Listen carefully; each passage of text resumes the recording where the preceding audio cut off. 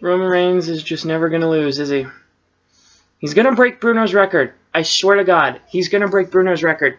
In 2022 or 2023, whatever year it's going to take Roman to get to for him to break Bruno's record. Whenever it gets to that, I'm going to reference back to this video and I'll be seen as the greatest psychic in the history of YouTube.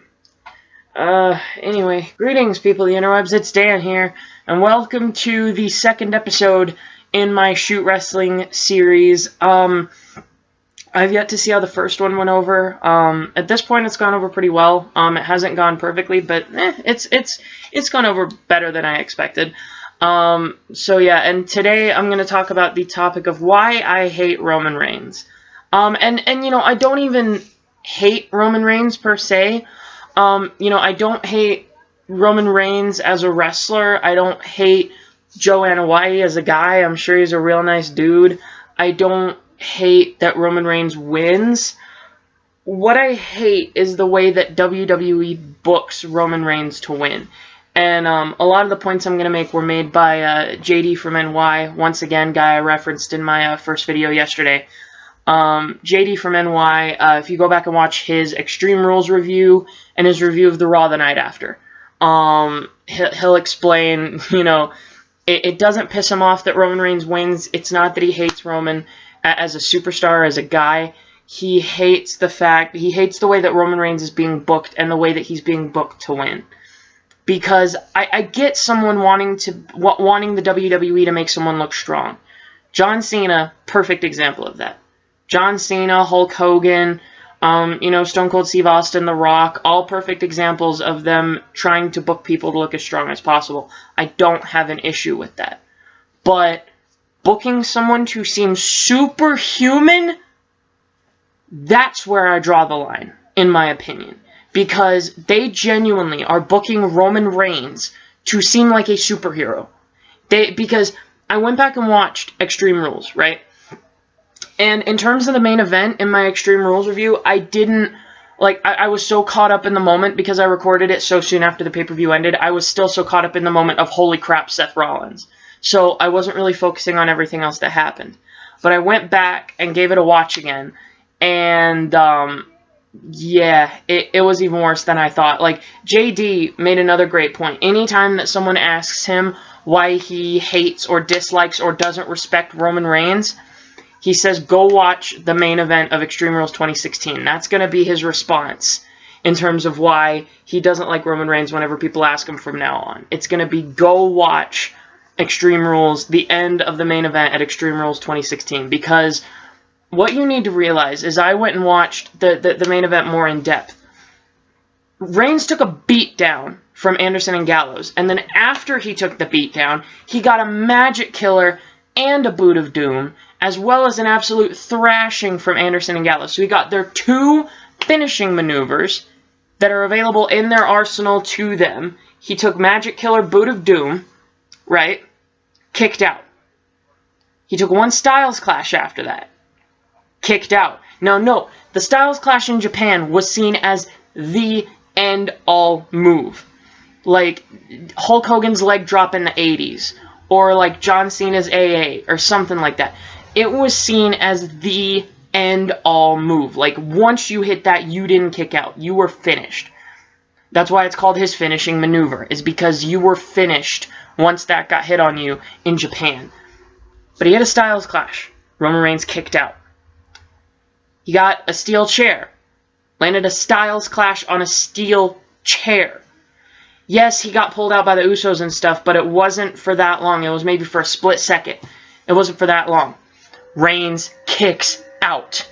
He gets the steel chair. Delivers a ridiculous amount of chair shots. I don't even want to count, but it's way more than it should have taken to put away any person on the roster. Gave him probably between 10 and 20 chair shots. Anywhere in that area. Roman Reigns kicks out. Roman Reigns is on the floor. Note, Magic Killer, Boot of Doom, beat down from Anderson and Styles, a Styles Clash on a steel chair, a ridiculous amount of chair shots, and this is all in the last few minutes of this match. Like, yes, Styles took a ton of abuse, but most of the abuse he took was at the very beginning of the match. But for the last, like, 2/3, 3/4 of the match, AJ Styles dominated. He was delivering his best to Roman Reigns. And he was absolutely dominating the match. And he was carrying that match for the last 2/3, 3/4 of it. But like I said, in the last 2/3 to 3/4 of that match, beat down from Anderson and Styles. Magic Killer, Buddha Doom, Styles clash onto a steel chair, and God knows how many chair shots to Roman Reigns. Styles gets out, is prepping for the phenomenal forearm, or however he preps for it. I don't know how he calls for the phenomenal forearm. He jumps up. Roman Reigns delivers a weak spear. I'm telling you, if you go back and look at that spear, it's a weak spear. And it wasn't anything like the spear that Edge delivered to Jeff Hardy off the top of the ladder at Mania 17. Like, that was a weak spear, but at least it was from the top of a ladder, and Hardy was hanging in midair, so it looked good. But, like, the Reigns spear that he delivered to Styles at Extreme Rules at the end of the main event, it didn't even look good. It wasn't even put in a decent position to look good. It just looked weak. Like, it literally looked like Reigns just picked up Styles and laid him, and, like, gently laid him down on the mat. It didn't even look like a good spear. You know, and it just, that's what ended it. That is what ended it. Like, Anderson and Gallows were the strongest tag team in Japan. Styles was the strongest superstar in Japan. Even stronger than Shinsuke Nakamura in Japan. And they delivered all of their finishing moves that they have available. Roman Reigns kicked out of all of them. Kicked out of every one of them. That is what pisses me the hell off. The way that they're booking him to look superhuman. And this Roman Reigns looking strong bullshit has been going on for a long friggin' time. Ever since the early days of The Shield. Let me give you an idea. It was CM Punk's idea to start The Shield. I swear. It was CM Punk's idea to start The Shield. I'm not just saying that because he's my favorite wrestler of all time. I'm not just saying that to try and sound like a suck-up to CM Punk. CM Punk wanted to start a faction. WWE wanted him to team up with Seth Rollins and The Big Show to start this faction. Luckily, CM Punk sidestepped the 500-pound train wreck in The Big Show, and he came up with the idea that all of the superstars in this new faction should be developmental talents. I like that idea. I really like that idea, and especially whenever I heard the more inner workings behind the scenes of how The Shield got started, I really liked the idea behind it. Punk had the idea, let's make all of these guys in this new faction, I think the name The Shield wasn't the original name for it, but if it was, then whatever. But for the original members of this faction, he said, let's have them all be talents from NXT.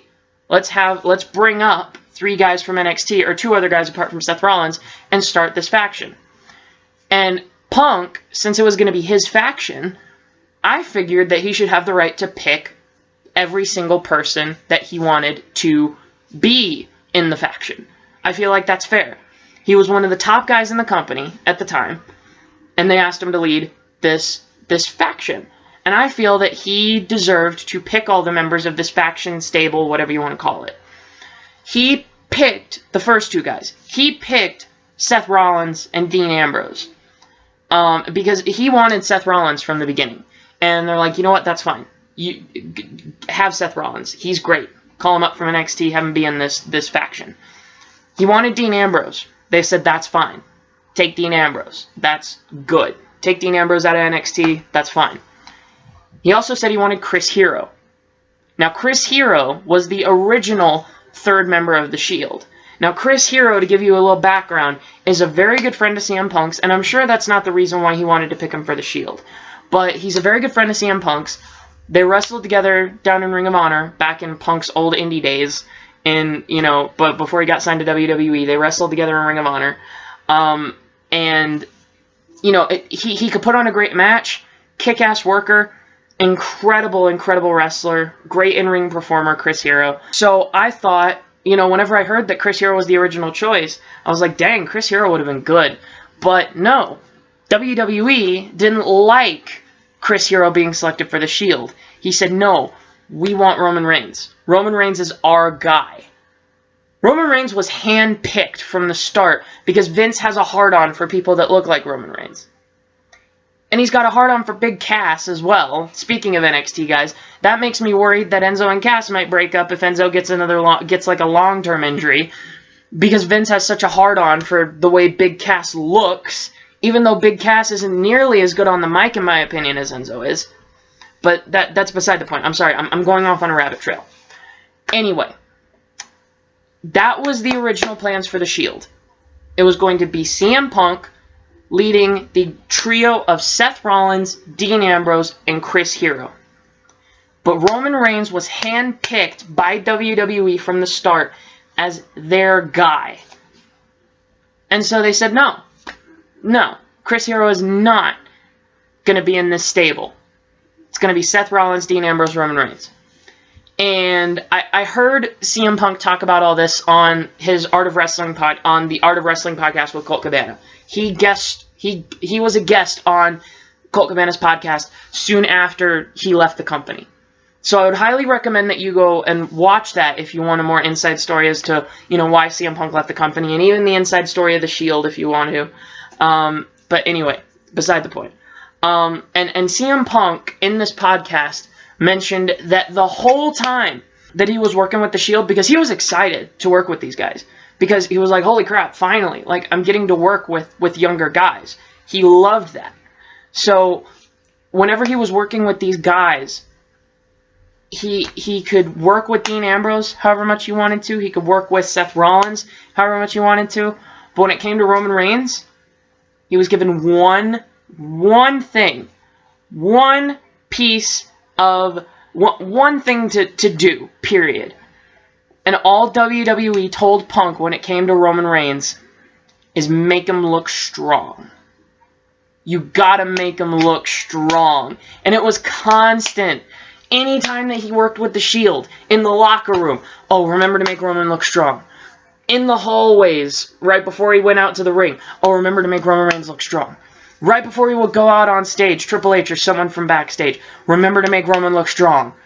After the match, coming back behind the curtain, did you make Roman look strong enough? We're going to go back and look at the tapes to see if you made Roman look strong enough. This making Roman look strong bullshit has been going on from the start. It's not a new thing. Most people think that it's just been this recent thing that's happened since, 2015 Survivor Series. That's another thing that pisses me off. I'll get to that in a second. But most people think it's just been going on since 2015 Survivor Series. But no, it's been going on from the start. He was handpicked from the beginning. Now, whenever I said that 2015 Survivor Series pissed me off, essentially what they tried to do at 2015 Survivor Series was just, look, Stone Cold Steve Austin, Control-C, Control-V. That's going to get cheers from the fans, right? No. One thing that I hate about WWE is that they claim that they don't want to insult the intelligence of the fans. But yet with that right there, with 2015 Survivor Series and with the copy-paste storylines that you gave Roman Reigns, you're insulting our intelligence right there. And you've been insulting our intelligence for months and months and months and months now. Because you essentially tried to copy the Stone Cold Steve Austin storyline. Look, just join up with the establishment and you'll be fine. And then having him go against the establishment. That's Attitude Era Stone Cold Steve Austin in a nutshell. And then they tried to have him look like this massive underdog and then go on to, win the title and, have all these great things happen to him as this big underdog that the Authority was completely against. Heard of a guy named Daniel Bryan? Yeah, that's Daniel Bryan, Control-C, Control-V. That's it. They've tried to copy two of the most popular superstar stories of the past decade, of the past 15 years even, 20 years. Two of the most popular superstars of the last 20 years. And they've tried to essentially Control-C, Control-V with their stories and try to make it work with Roman Reigns. It's not working. It's not working. I feel like they need to do what they did with Daniel Bryan and listen to the fans and not go with who they want to go for. Because, like, with like, Batista winning the Royal Rumble that year, that just got ridiculous boos, and especially with Roman Reigns winning the Rumble in 2015, that got even more boos than ever. In my opinion, right, at the Royal Rumble 2015, whenever they had Roman Reigns win that Royal Rumble, that was Daniel Bryan's year. You know how, like, another thing that I heard on the CM Punk podcast with Colt Cabana, if you... like, whenever people describe it as their year, like 2011 was CM Punk's year, and WWE messed it up. They messed it up completely. They bombed it. 2015 was Daniel Bryan's year. 2014 and 2015, those were Daniel Bryan's years right there. Those 2 years were Daniel Bryan's. And they blew it. They blew it in 2015. You know, and they blew it by unifying the titles when they did as well. Because the titles, whenever they got unified, whenever the brand split was eradicated, I feel like it was at the wrong time. Because Daniel Bryan wasn't done as the champion. You know, so I don't feel like that was quite right on their part. And also, right, like 2014, 2015 was Daniel Bryan's year, right? And they just blew it. And now, you know, I mean, this is Seth Rollins' time. Right now. He returned at Extreme Rules. This is Seth Rollins' time. This should be Seth Rollins' year. And they're blowing it. They're blowing it. One of the biggest potential feuds of the last 5 to 7 years. One of the biggest feuds of at least the last 5. The biggest since the 2011 feud between John Cena and CM Punk. This could be the biggest feud since then. You know, Reigns, who got the title off of Seth Rollins after he got injured at Survivor Series. You know, and Seth Rollins, the guy who's returning after 7 months out, who never lost the title to begin with. Never lost it. And now he's coming back. But they had him come back as a heel. People are booing Roman Reigns as a babyface, but cheering the hell out of Seth Rollins as a heel. Do you see something wrong here? I'm not saying that I'm old school per se, but I at least want to know who the faces are and who the heels are. I want to know that. You know, but, like, it's so undefined with Reigns and Rollins. They're the 2 prime cases. Because, like I said, Rollins is getting cheered out of the building, but yet it seems like they're wanting him to come back as a heel. You know, I mean, like, you should have had him come back as that grateful babyface. You know, because like he said in that heel promo to open up Monday Night Raw after Extreme Rules, he said that he got so much fan mail and so much love from all of the fans. Why didn't you have him come back as a grateful babyface? You should have. They blew it. They blew that chance. I'm hoping that the next best thing they can do is maybe have a double turn at Money in the Bank or at SummerSlam or something like that.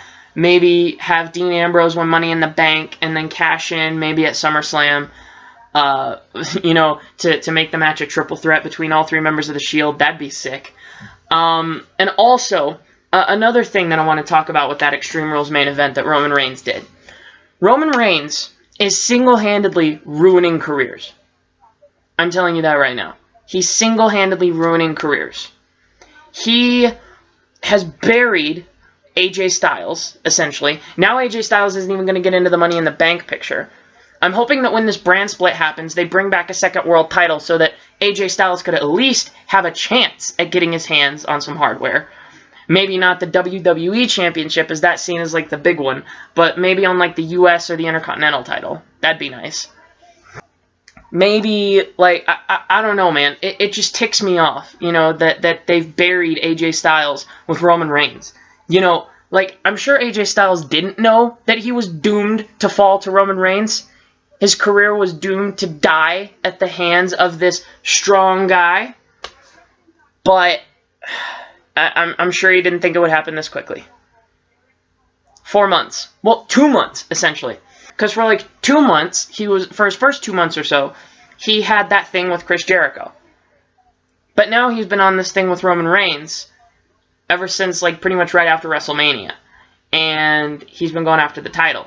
But now, I feel like they've essentially buried AJ Styles' WWE career. They've also ruined the top people that I saw capable of going after the tag titles from the New Day. Roman Reigns has ruined the club, or the Bullet Club. I'm going to call them that for all intents and purposes, the Bullet Club. And he's essentially ruined the Bullet Club because he had Gallows and Anderson broke up from AJ Styles on the Monday Night Raw following Extreme Rules. They broke up.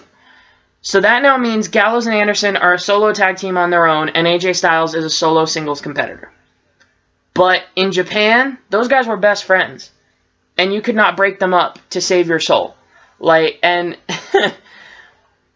He broke them up, and like I said, they were the #1 contenders, in my opinion, to go after the New Day for the tag titles. And that's done now. So I feel like there's going to be some big thing with Big Cass and Enzo Amore with the New Day leading up to one of the big pay-per-views. I'm not sure if it's going to be SummerSlam. I feel like SummerSlam's a little bit too soon, but I feel like they may need to make it SummerSlam because I'm sure that at that 1 year mark at SummerSlam, I can't believe it's SummerSlam, it's going to be a year since the New Day won the tag titles. But, you know, since it's going to be a year at SummerSlam, I feel like they're just going to say scrap the fact that Enzo and Cass are still pretty fresh on the main roster. We're going to need new tag champions. We're going to need new tag champions. So, yeah, I mean, but they ruined, in my opinion, Roman Reigns. I'm not even going to say they. Roman Reigns and the WWE ruined the one group of people that I saw fit right now to go after the New Day and their tag titles. Because, yes, Enzo and Cass are great, but, you know, Enzo got injured at Payback, so that kind of set them back a little bit.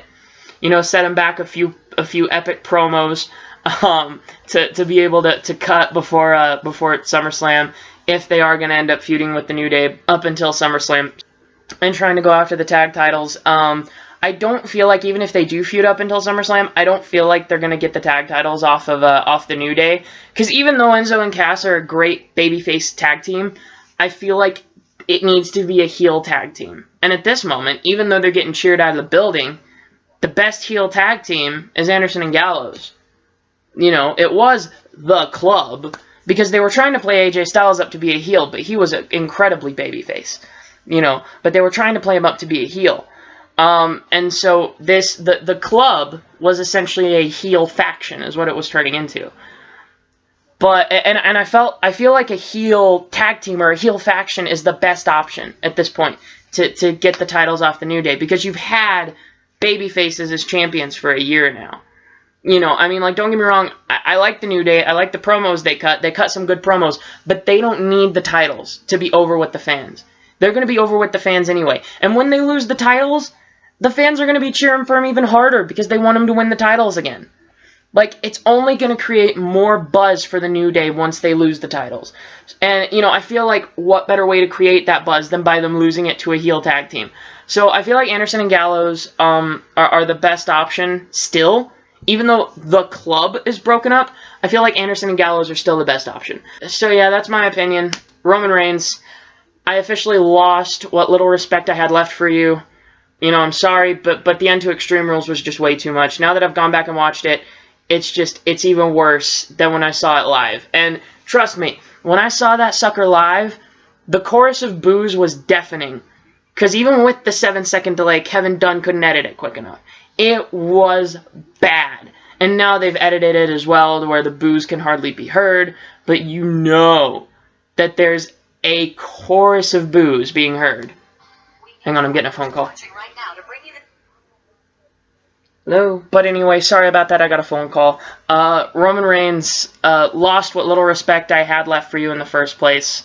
You know, you buried AJ Styles. You ruined the club single-handedly. You know, you've ruined so many things in the WWE, and now he may even bury Seth Rollins. Are they ever going to book Roman Reigns to lose? Because when you think about it, Hulk Hogan back in the 80s was the strongest booked guy, still arguably in the history of the company, for the 80s and the time. You know, he was one of the strongest booked guys in the history of the company. John Cena, one of the strongest booked guys of the last 15 years. And they at least had those two booked to lose every once in a while. And lose clean as well. You know, and I can't think of the last time that Roman lost clean in singles competition. You know, so it's getting ridiculous at this point. I feel like they're going to have him run until he breaks Bruno's record, which is just going to be ridiculous. Let me know your thoughts on Roman Reigns down in the comments below. If you enjoyed this video and you want to see another video in the Shoot Wrestling series, let me know by leaving a comment down below. And also, don't forget to hit that little red subscribe button as well, so you can get email and text alerts anytime I upload a new video. You certified G's and bona fide bosses, stay safe, and I'll see you at a later date. Farewell.